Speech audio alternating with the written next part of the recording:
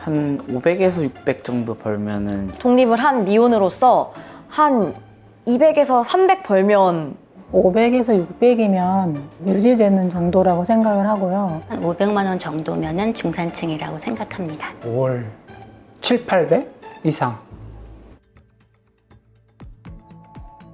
얼마를 벌어야 중산층일까? 야, 도대체 누가 중산층이야? 아니면 뭐? 내가 중산층이라고? 이런 어떤 논쟁들이 굉장히 이어지죠. 네, 안녕하세요. 네, 사회학을 공부했고 사회학적 시선으로 세상을 비판하는 글을 쓰고 있는 작가 오찬호입니다.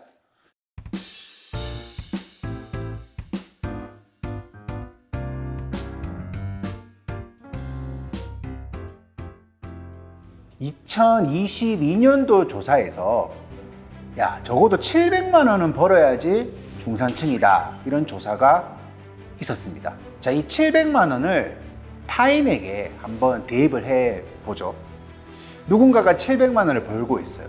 근데 그 사람이 나는 중산층 아니야 라고 말을 한다면 좀 기가 막힐 겁니다. 저 사람이 나를 기만하는 것 같기도 하고 좀 그런 불쾌한 생각이 좀 들 수가 있겠죠.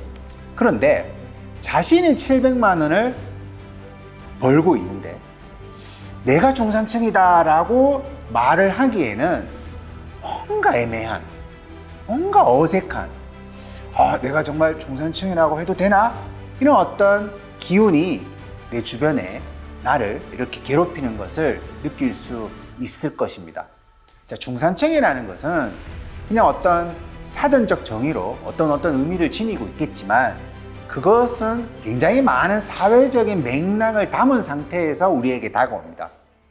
제가 생각하기에 중산층은 불안감, 깨끗한 집에 차 한 대 정도 끌 수 있고 필라테스 네, 필라테스를 일주일에 한 번 이렇게 하는 게 아니고 막 꾸준히 한다. 해외여행도 이 정도면 갈 수 있지 했다가 어느 순간 그걸 쓸 수 없게 되는 경우, 그만큼 고용이 불안정하기 때문이기도 하고 상대적으로 임대료랄까 집값이랄까 저희가 컨트롤할 수 없는 부분에서 가격이 매우 크게 상승하기 때문에 불안감을 늘 가지게 되면서 여행도 불안한 마음으로 가지 않을까, 그런 생각을 합니다. 보통 이게 미디어에서 만든 이미지인 것 같거든요. 깨끗한 집에 차 한 대 정도 끌 수 있고 아파트가 아니어도 좀 전세나 작으면 더 좋고요. 이제 좀 그냥 살만하다, 남들 보기에 괜찮다 라고 생각을 하는 것 같은데, 그리고 골프 친다 이러면은 좀 중산층 같아요. 돈 걱정 없이 여행을 다녀오게 되거나 본인이 좋아하는 취미를 돈을 들여가면서 할 때 경제적인 문제가 생기지 않는다고 보면 저는 중산층이라고 생각합니다. 그냥 사회적으로 어떤 중간 정도로 살고 있는 계층, 이런 느낌만이 아니라 사회적으로 중간 정도의 계층으로 살고 있다는 것은 굉장히 안정적으로 지금 내가 삶을 유지하고 있다라는 뜻을 지니고 있다는 거죠. 그런데 한국인들은 불안을 기본값으로 일생을 살아갑니다. 그러니까 늘 어떤 단계로 진입하기 위해서 잘못되면 큰일인데, 이런 질문과 함께 살아가죠. 그래서 이런 불안이 동력이 되면 내가 실제 어떤 안정적인 영역에 진입을 했을 수도 있어요. 그런데 일어나지 않을 일에 대해서도 계속 불안감을 느끼는 거죠. 예를 들어가지고 내가 좀 안정적인 위치에 왔지만 이거 다시 추락할 것 같다. 그 다음에 더 나아가서 내가 여기서 더 치고 올라가야 돼. 근데 과연 그럴 수 있을까? 그런 끝없는 불안들이 내 삶에 계속 이어지게 됩니다. 미래가 불안하니까 내가 지금 아무리 700만 원을 벌어도 내년에도 700만 원을 벌 수 있다는 확신이 생겨도 그 안정감이라는 게 생기지 않는 거죠. 그러니까 아무리 무슨 통계적으로 그 정도면 안정감을 느낄 수 있는 그런 상황이야 라고 아무리 주변에서 말을 하더라도 한국인은 살면서 안정감을 느끼는 구조를 경험해 본 적이 없습니다. 그래서 이 중산층이라는 말이 나오면 자기가 중산층에 포함된다 하더라도 나는 그런 어떤 편안함을 느끼지 못했기 때문에 나는 중산층이 아니야 라고 말을 할 수밖에 없는 거죠. 그래서 막 조사를 해. 근데 그 중산층이 중산층을 대표하지 않는다는 거예요. 우리나라가 2012년도에는 무려 65%, 우리나라의 경제활동 인구 혹은 전체 인구의 65%가 중산층이었어요. 그 정도면요, 전 세계에서 누가 오더라도 우와, 다 대한민국에 살고 싶어 해야 돼요. 근데 그렇지 않았거든요. 그래서 그때 논란이 몇 년 동안 이어지다가 중산층의 기준을 바꾸게 됩니다. 이게 세계적인 기준에 맞추게 되는데, 그 과거에, 즉 2012년도에 65%가 중산층이 될 수 있었던 이유는 중위소득의 50%부터 150%까지를 중산층이라고 하자라는 기준으로 우리가 오랫동안 그렇게 분석을 해 왔었거든요.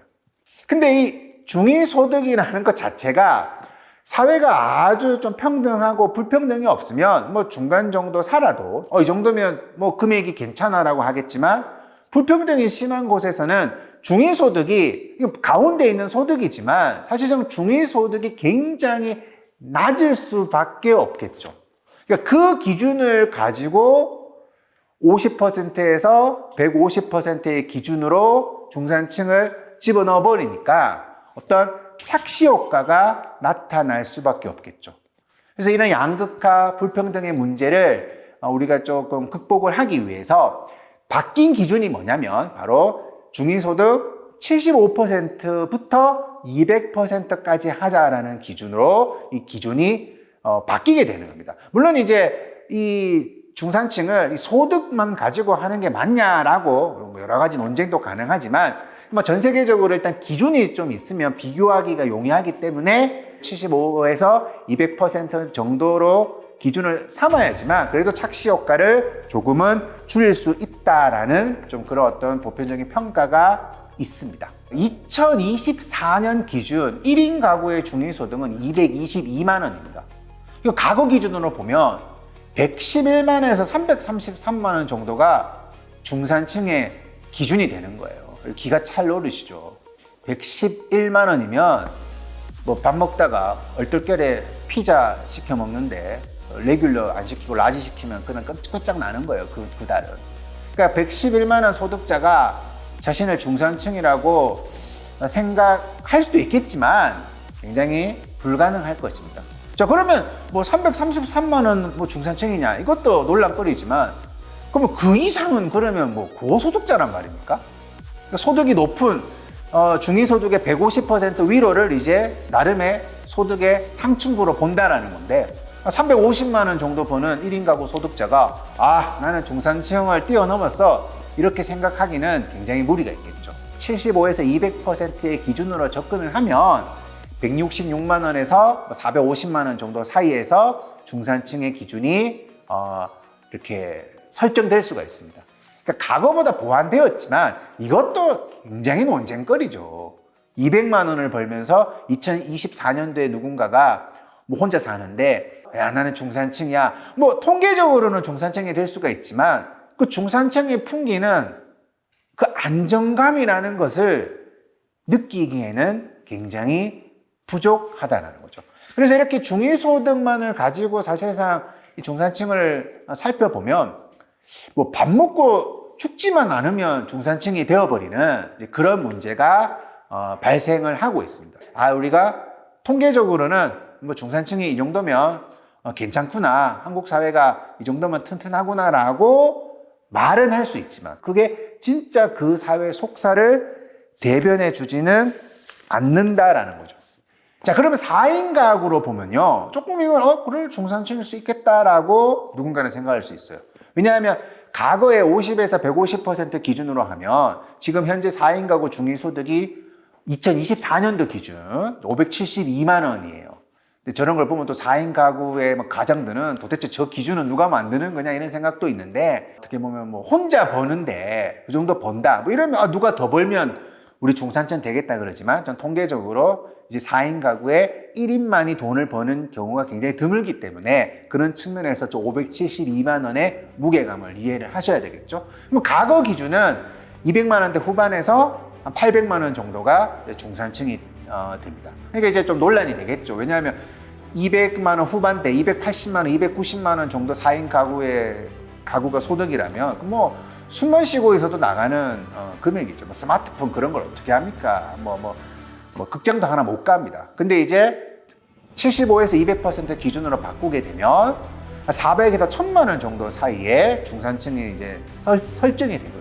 그러면 이제 그 정도로 본다면 최소한 이제 통계적으로는 그래 뭐 4인 가구인데 벌이가 한 800, 900 되면 그래도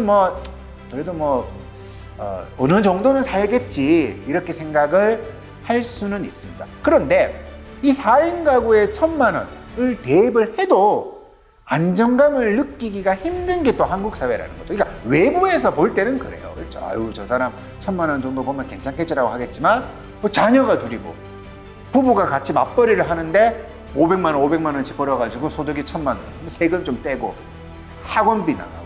근데 알고 보니까 대출금이 또 어마어마하네요.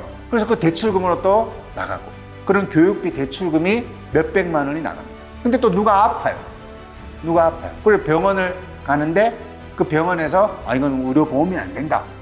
그래서 갑자기 병원비가 나갈 일들이 많아요.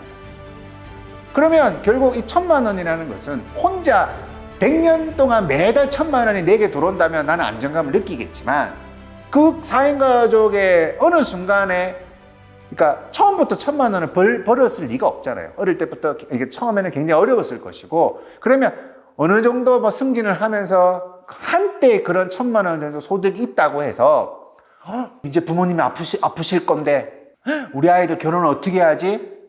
우리 아이 대학교 등록금은 어떻게 해야지? 그런 질문이 쑥쑥 들어오게 되면 그 안정감이라는 것을 절대 느낄 수가 없다라는 거죠.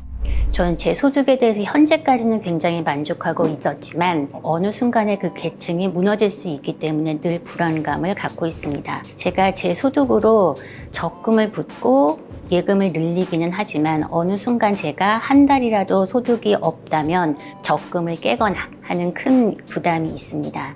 따라서 현재는 굉장히 만족하지만 미래에 어떻게 될지 모르고 그 계층에 대한 불안감이 있기 때문에 어느 순간 중산층이 될 수 없다라는 위기감은 있습니다. 자, 최근에 한국의 중산층은 누구인가라는 보고서를 냈는데 굉장히 주목을 받았습니다. 객관적 중산층과 주관적 중산층의 불일치에 대해서 주목을 한다는 거죠. 중위소득을 가지고 75에서 200%의 기조 안에 중산층을 파악할 수 있습니다.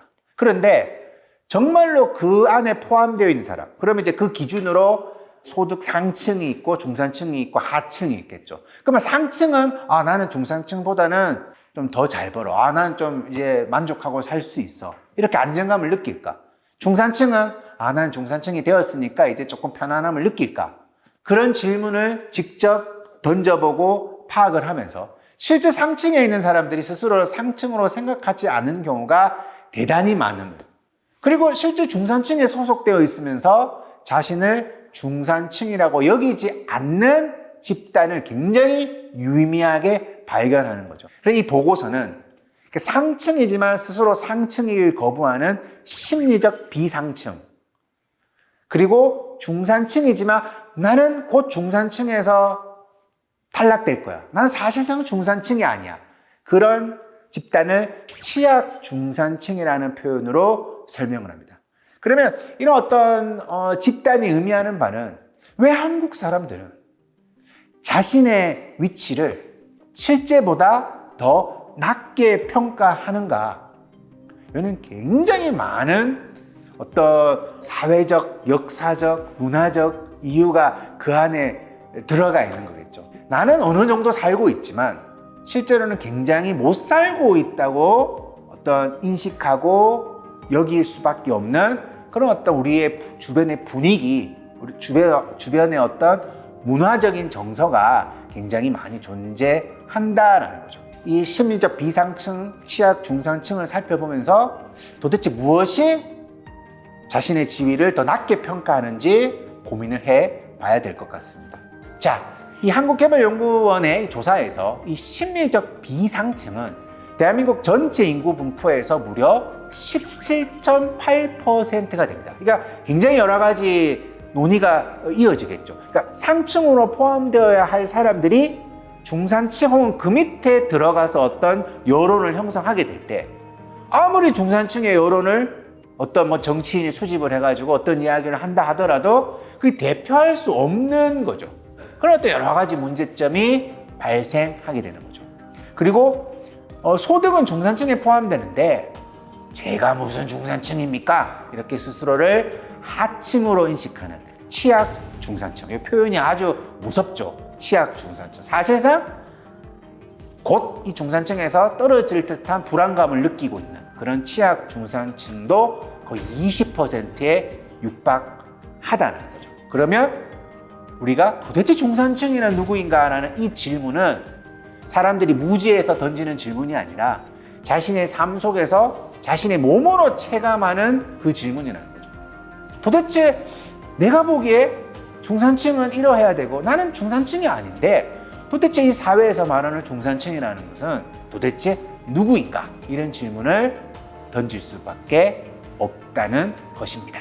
NH투자증권에서 2022년도에 또 중산층의 조건 이런 걸 분석을 했는데 그러니까 순자산이 한 9억 4천만 원 정도 언급이 됩니다. 이게 또 이 순자산 9억 4천만 원 또 한국 사람만 이해하는 맥락이죠. 왜냐하면 그냥 뭐 부동산 가격 정도로 계산을 하면 야 9억 4천만 원 정도 집 가진 사람 수두룩하잖아 이렇게 말을 할 수 있지만 이게 순자산이어야 하거든요. 빚 빼고 순자산. 그러면 이게 이제 순자산 9억 4천만 원이라는 것이 실제로는 굉장히 쉽지 않다는 것을 누구나 알 수 있습니다. 그 쉽지 않은 순자산을 그러니까 쉽게 말해서 10억 정도는 빚 없이 있어야지만 빚 없이 10억짜리 뭐 자산 정도는 있어야지만 그때 좀 편안함을 느낄 수 있지. 그 정도 되면 이 정도면 잘 살았다. 그렇게 말을 할 수 있다라는 거죠. 근데 쉽게 말해서 잘 살았다는 것도 아닌 거죠. 그러니까 뭐 안정감이 드는 그런 중산층 정도로서 그 10억이라는 그 9억 4천만 원이라는 기준을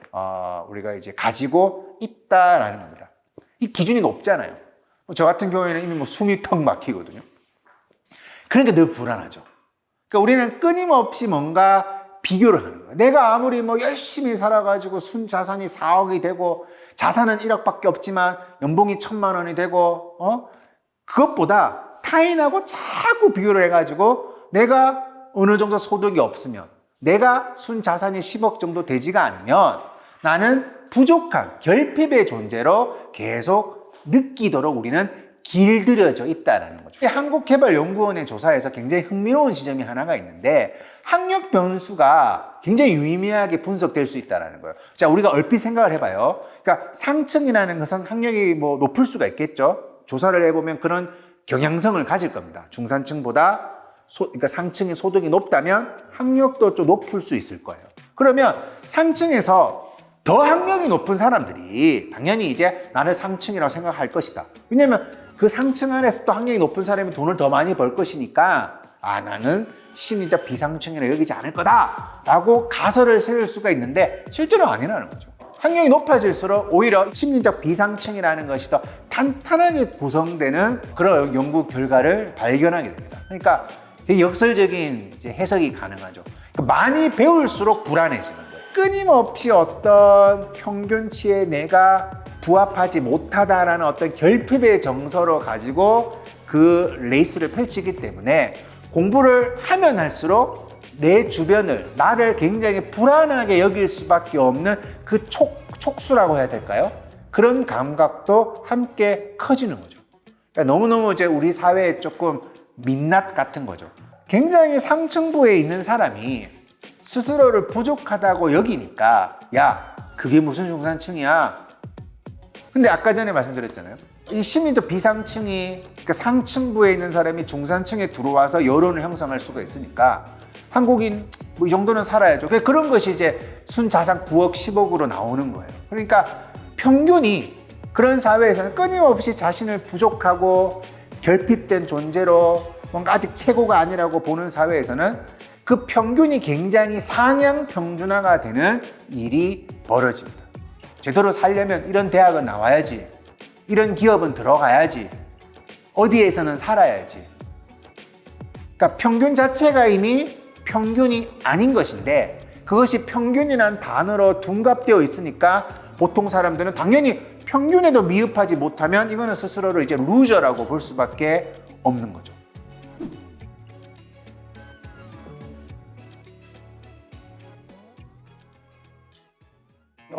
네, 공감 안 됩니다. 굳이 뭐 해외여행 가고 이래서 SNS에서 막 올리고 이러는 거 보면은 뭔가 좀 과시 욕구 같은 것들 때문에 그런 거 아닌가 뭐 이런 생각도 저는 좀 들고 그래요. 공감하지 않습니다. 일단 30대 기준으로 그 정도는 중산층은 아닌 것 같습니다. 공감하지 않습니다. 그 정도의 수준을 가지고 있다면 상층이라고 봐야 하지 않을까요? 중산층에서 상위 부분 혹은 고소득층이라고 생각하지 않나 싶어요. 아니요, 저는 그 기준에 한참 못 미친다고 생각을 하고요. 내가 실제로 열심히 하면 성취하는 보람이 있어야 되는데 그 성취하는 보람도 없고 근데 성취를 해도 여기서 자만하면 안 된다. 더 높은 곳을 쳐다봐야 된다. 끊임없이 자신을 자학하게 되는 그런 것이 우리 사회의 일종의 특성이라는 거죠. 만족을 하는 기준이 상향 평준화가 되면 내가 중산층이지만 어떻게 내 주제에 중산층이라고 할 수 있어요? 라고 인식을 하면서 그거를 부정하게 되는 그런 일들이 벌어집니다. 옛날에는 그래도 노력하면은 뭐 집도 사고 이럴 수 있는 것 같은데 지금은 진짜 집값이 너무 높아져서 네, 그 부분은 좀 기성세대와 지금 세대와의 고민의 차이가 거기서 나오는 것 같습니다. 20대 때는 교육을 받으면 그만큼의 대가가 있었던 시기라고 생각합니다. 저 또한 그런 교육의 공교육의 혜택을 받고 자란 세대이기 때문에 그 당시에는 노력만 어느 정도 하면 중산층이 될 수 있다. 그리고 고용이 안정되어 있기 때문에 중산층을 유지할 수 있고 내가 늙을 때까지 내가 받은 교육으로 먹고 살 수 있다라는 자신감이 있었는데 안정적인 직업을 몇 년간 유지했었음에도 불구하고 언제 사라질지 모른다는 불안감이 50대에 오는 것 같습니다. 현재 실직 상태이기 때문에 더욱 그 불안감은 커진 것 같습니다. 이 중산층이 되는 평균값이 높아진 사회에서는 경쟁이 가열되고 경쟁이 가열되게 되면 이 중산층 문제의 본질을 내가 외면하게 되니까 우리 사회가 외면하게 되니까 불평등의 크기가 점점 커지는 악순환이 계속 발생하는 거예요. 그러면 지금의 75%에서 200%라는 기준도 사실상 중산층을 반영하기에는 무리가 있는 날도 이제 얼마 남지 않았습니다.